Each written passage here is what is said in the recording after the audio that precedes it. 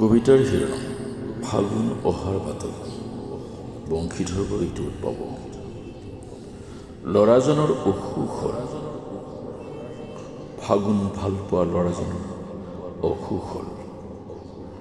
প্ৰথম পোচোৱা জাক অহা দিনাৰ পুৱাতেই তাৰ অসুখ হ'ল।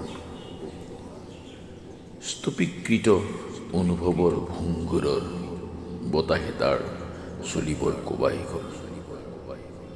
ধূলি ধূলি গন্ধোৱা আবিৰি পৰি তাক জোকাই গ'ল। ইমানকৈ হাত মেলি দিছে, ইমানকৈ জঁপিয়াইছে সি, চুবই যে পৰা নাই পলাশৰ থপাবোৰ। চিনিবই পৰা নাই সি ধূলিময় ৰাস্তাত খেলি থকা ল'ৰাজাকক। তাৰ চকুৰ কাষেৰে পাৰ হৈ গৈছিল বতাহত সৰি পৰা অচিন গছৰ শুকান পাত। তাৰ জ্বৰ বেছি হ'ল। সি দেখিছে এটা ঘূৰ্ণায়মান গোলক, পিতাইৰ লগত যোৱা হাতখন।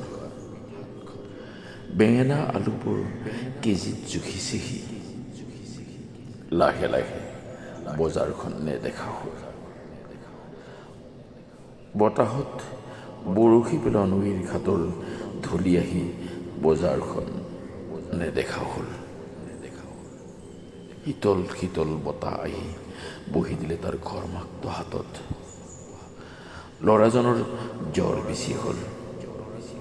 ফাগুন ভাল পোৱা ল'ৰাজনৰ অসুখ হ'ল।